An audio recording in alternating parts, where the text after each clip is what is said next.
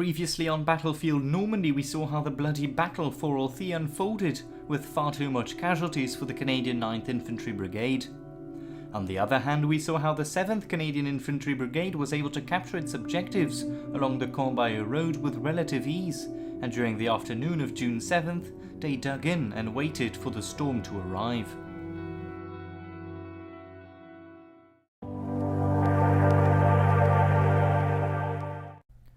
On the extreme right flank of the Canadians at Putot-en-Bessin were the battered remnants of the Royal Winnipeg Rifles, who had landed in the first wave on D-Day and had already lost a lot of men in the fighting to secure the bridgehead.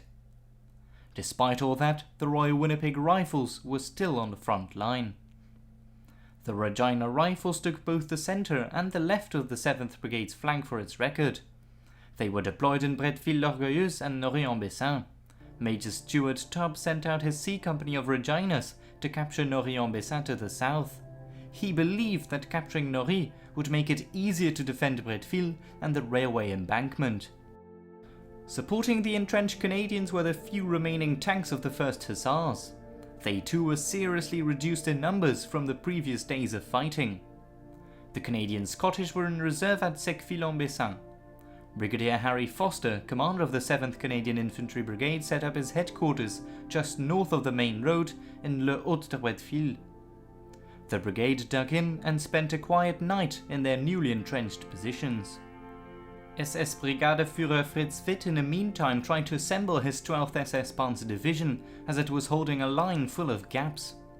He only managed to partially close the 10-kilometer gap between Buron and Audrieu. To the left of his division, the 1st SS Panzer Corps was still forming up its own front line.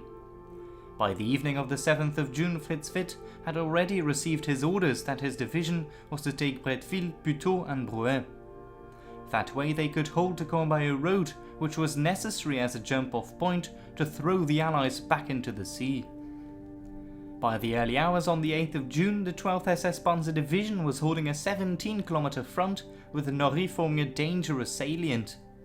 That salient had to be taken care of rather sooner than later. By 3 AM, the 1st Battalion of the SS Panzergrenadier Regiment 26 was already moving towards Norry. Leading the assault were the 2nd Company on the left and the 3rd Company on the right. The 1st Company was to the right rear. The German Panzergrenadiers didn't wait for their armour support and proceeded with the attack. Suddenly, the Dritte Kompanie ran into one of the Regina's outposts. A short firefight ensued and the Canadians retreated back towards the village of Norry, which was under the control of B and C companies. When the Germans were crossing the Meuse stream, artillery rained down on them. The 3rd Company was halted in its advance, but the 2nd Company pressed on and reached the hamlet of Cardonville, which they cleared. Throughout the rest of the day, the 1st and Dritte Kompanien were pinned down and no further action was taken by the Germans until midnight. The Regina Rifle Regiment had repulsed the SS counterattack with relative ease. At 6:30 AM on June 8, all hell broke loose around Putot-en-Bessin. To the south and west of the town, the 2nd Battalion of the 26th Panzergrenadier Regiment, under SS Obersturmbannführer Wilhelm Mohnke, attacked Companies A and C of the Royal Winnipegs, which had dug themselves in just in front of the village. The Germans attacked with their 5th, 6th and 7th Companies. The Winnipegs, supported by the machine guns of the Cameron Highlanders of Ottawa, managed to fend off the initial attack with accurate rifle fire, just 1 hour after the Germans had started their assault.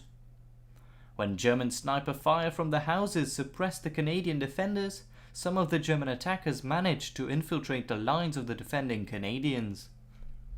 At 8 AM, the 3rd Battalion of the SS Panzergrenadier Regiment 26 joined the fight. They were deployed between Putot and Bruay, but it took the men of the Hitlerjugend Division nearly all morning to reach Bruay, as the 7th Platoon of the Royal Winnipeg Rifles poured accurate rifle fire on the attacking Germans. But eventually the men of A Company had to give way to the Hitlerjugend's 10th and 11th Companies. The capture of Bruay had given the Germans a big advantage for their final attack on Putot, as it was a perfect position for covering fire. Next to the Winnipegs near Bruay was Lieutenant Ashman's No. 3 platoon of machine guns from the Cameron Highlanders of Ottawa. Ashman and his Vickers were cut off, and the young lieutenant was captured by the SS. When suddenly a Canadian tank appeared, Ashman was able to separate himself from the Germans, and Juno was rescued afterwards. He was awarded the Croix de Guerre for his actions that day. As the 3rd Battalion of the SS Panzergrenadier Regiment 26 captured Bruay, the men of the Hitlerjugend finally managed to enter the village of Putot-en-Bessin. With the German artillery pummeling the trenches and the infantry infiltrating the town, more and more Canadians became separated from their units as the German shells came crashing down between them. By 1:30 PM, A, B and C companies were surrounded and low on ammunition. The surrounded Winnipeg Rifles tried to pull back under cover of smoke, but only a few made it back to safety to D Company's defensive position just east of the town. The positions at Putot for the already depleted Winnipegs became untenable to hold, and they were forced to retreat. The battle for Putot-en-Bessin had been very costly for the already battered battalion. The Royal Winnipeg Rifles lost 256 men. 150 of those were taken prisoner. The other 100 were either killed, wounded or missing. Most prisoners came from B Company. They had to lay down their weapons after being surrounded in an orchard in the town. Just like at Orthy, the German SS killed several dozens of prisoners. As rumours of the killings entered the lines of the Canadians, some companies also applied a no prisoner rule. The battles would become very bloody both during the battle itself as for the moments after it. Brigadier Foster ordered a counterattack on Putot with his available reserves, being the Canadian Scottish. For the counterattack, lots of support was provided from the various artillery. The 12th and 13th Field Regiments were called up, and the Royal Canadian Artillery also provided guns for the attack. The Cameron Highlanders of Ottawa would also provide assistance with mortars. To top it all off, the 1st Hussars also sent a platoon of tanks to support.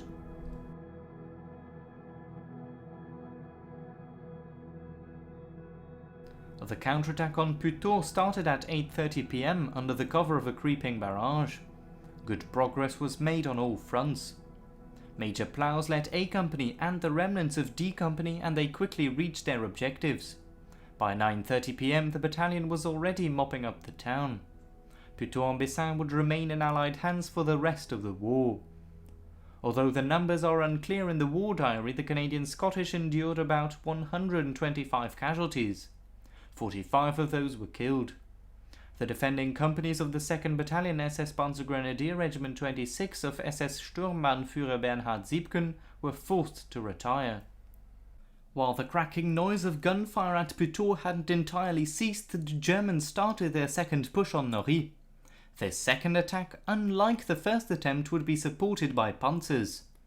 The Panther tanks of the SS Panzer Regiment 12 were put into action, and together with the 25th Panzer Grenadier Regiment's 15th Reconnaissance Company, they moved to Rotz. The 15th or 15th Company of the SS Panzer Grenadier Regiment 25 led the 1st and 4th Companies of Panthers in the attack.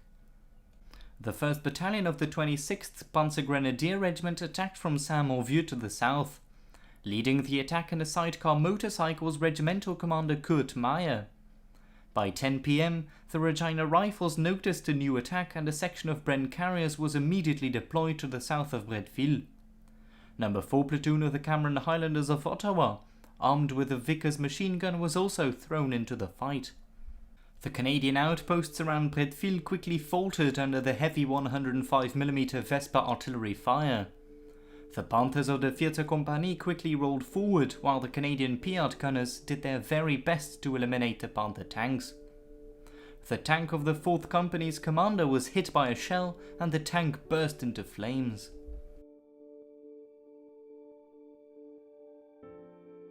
The commander of the German Reconnaissance Company, SS Hauptsturmführer Horst von Büttner, was one of the first to die in the assault. He was riding along on top of the leading Panther until it was hit by an anti-tank round. Kurt Meyer on the motorcycle had more luck. He came under fire and his driver was mortally wounded. Soon the gas tank caught fire, but Meyer escaped with only a few minor burn wounds. It soon became clear to the Germans that the attack was far from going to plan. The first company of Panther tanks was ordered to bypass Bretteville and attack from the southwest. The positions of the Bren carriers were quickly overrun and the Germans entered the village. What followed was a bloody hand-to-hand, close-quarters combat, while the Panthers continued to shell the village before rolling on. Close to midnight, two of the Panthers managed to close in on the headquarters of the Reginas until one of the Panthers was destroyed by 3 well-aimed BR hits. Lieutenant Colonel Matheson, together with HQ and A Company, found himself nearly surrounded in the village. They could only make contact with D Company. Aided by 6-pounders from the 3rd Anti-Tank Regiment, the Panthers were held at bay. In the village itself, 2 Panther tanks were destroyed together with a Czech light tank, which I believe might be a 38T. The Germans claim to have lost 6 Panther tanks that night. Despite all their efforts, the men of the Hitlerjugend were unable to break the staunch Canadian defence. Just before dawn on the 9th of June, the Panther tanks were pulled back to Rotz. The Panzer Regiment 12 had lost 12 men killed and 30 wounded. The reconnaissance company deplored the loss of 19 dead, 16 wounded and 9 missing men. The Panzergrenadiere also lost several dozens of men in the attack. At 9 AM on the 9th of June, the 3rd Company of Panthers of the Panzer Regiment 12 were relieved by a detachment of Panzer IVs. The company of Panther tanks moved back to safer lines, but they received new orders. They were to support the 1st Battalion of the SS Panzergrenadier Regiment 26 and some elements of the SS Panzergrenadier Regiment 25 in a new attack on Norrey-en-Bessin, which was still in Canadian hands. The Germans decided that they would go for the surprise factor, and thus they decided that no artillery would be used in the attack. The new German counterattack started just after noon by 12 Panther tanks advancing from the railway embankment. The company was led by Hauptmann Lüdemann, as SS Obersturmführer von Ribbentrop, the son of Nazi Germany's Minister of Foreign Affairs, had been wounded in the earlier fighting. Instead, von Ribbentrop was watching how the battle unfolded together with Max Wünsche. Just before the battle, von Ribbentrop recommended Lüdemann that speed was of the essence. Lüdemann followed the minister's son's advice, and so the 12 Panther tanks were rolling at high speed and in a broad front straight towards the entrenched Canadians, leaving the following infantry well behind the dust clouds. Lüdemann organised his company for the final assault on the village. He ordered his Dritte Kompanie to swing left. 5 tanks of the 3rd Platoon hugged the railway embankment. The 5 tanks had to speed past the 3 tanks of the 2nd Platoon to maintain a good line. By that time, the remaining 4 tanks of the 1st Platoon had slowed down to form the reserve. As the thick sloped frontal armour of the Panther tanks now faced the Canadian defenders in Norry head-on, the Germans hadn't anticipated the fact that the Canadians by then had called up 9 Sherman Fireflies. It's still unclear whether the Fireflies came from the Elgin Regiment or from the 1st Hussars. Either way, the Sherman Firefly tanks had to make a detour before they could reach the Reginas in the village. The detour proved to be valuable as they spotted the advancing Panther tanks. Although the decision by Lüdemann to swing left was excellent to provide protection from the 6-pounders in the town, it showed the flanks of the Panthers to the Sherman Fireflies in an ambush position just 1 kilometer away. The vulnerable flanks of the Panther tanks proved to be easy pickings for the Sherman Fireflies, and in a matter of minutes 7 of the advancing Panthers were knocked out, a few of them cooking off. In the meantime, the Canadian artillery joined the fight, and the advancing Panzer Grenadiers were forced to call off their attack. It was a failure from the get-go. Just like the Canadians, the Hitlerjugend division suffered immense losses at Putot-en-Bessin. The baptism of fire for the SS Panzergrenadier Regiment 26 was a bloody one. They lost 137 men, at least 30 of those were killed in action. B Company of the Regina Rifles and the Canadians had withstood yet another attack of the Hitlerjugend division. Norrey-en-Bessin was still in Canadian hands. These 4 days from D-Day to the 9th of June had been incredibly bloody for both sides. It proved to be a mere introduction of the hard fighting that was still to come. Thanks to the staunch resistance at both Putot and Bretteville, the Germans were unable to capture their wished start-off point to throw the Allies back into the sea. It was also a point from where the Germans had to live with the fact that they would be unable to push the Allies back. Their only option then was to fight for each inch of ground. I thank you very much for watching, and I really hope you enjoyed this 3-part series. Don't forget to like and subscribe, and do drop a comment down below. This was the AceDestroyer. Cheers!